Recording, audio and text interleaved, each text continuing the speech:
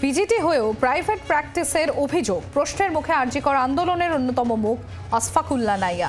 আশফাকুল্লাহ নাইয়ার বিরুদ্ধে তদন্তের দাবি জানিয়ে মুখ্য সচিবকে চিঠি WBJD এর।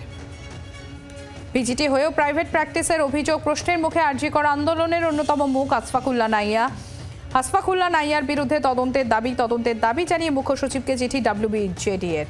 অর্কদীপ্ত মুখোপাধ্যায় রয়েছেন আমাদের সঙ্গে। অর্কদীপ্ত, গোটা বিষয়টি জানতে চাইব, ঠিক কি অভিযোগ, কি দাবিতে মুখ্য সচিবকে এই চিঠি তদন্তে?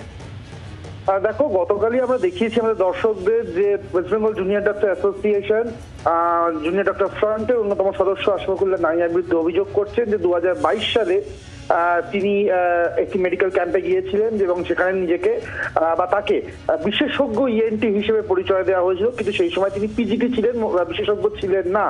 ফলে এবং সেইভাবে সেখানে গিয়ে তিনি চিকিৎসা করে উপার্জনও করেন, এই অভিযোগ কিন্তু করা হয়েছিল JD এর তরফ থেকে।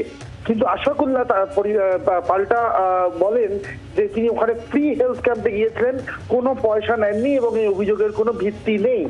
আজকে এই অভিযোগের উপর ভর করেই কিন্তু West Bengal junior doctor association রাজ্যের চিফ সেক্রেটারিকে, মুখ্য সচিবকে চিঠি দিয়েছেন এবং একই চিঠি হেলথ সেক্রেটারিকেও তারা দিয়েছেন এবং পুরো বিষয়টি তদন্তের দাবি জানিয়েছেন।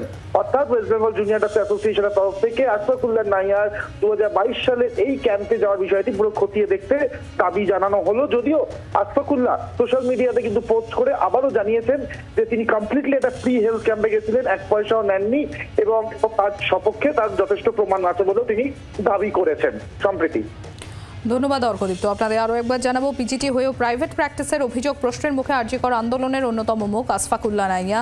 আশফাকুল্লাহ নাইয়ার বিরুদ্ধে তদন্তের দাবি জানিয়ে মুখ্য সচিবকে চিঠি WBJD এর। আর ইতিমধ্যেই আশফাকুল্লাহ নাইয়া তিনি একটি সমাজ মাধ্যমে একটি পোস্ট করেছেন, যেখানে তিনি বলেছেন যে যেখানে তিনি গেছিলেন সেখানে তিনি একটি ফ্রি ক্যাম্পে গেছিলেন, কোনো অর্থ তিনি নেননি চিকিৎসার বিনিময়ে, এবং তার যথেষ্ট তথ্য প্রমাণ তার কাছে আছে বলেও দাবি করেন আশফাকুল্লাহ নাইয়া।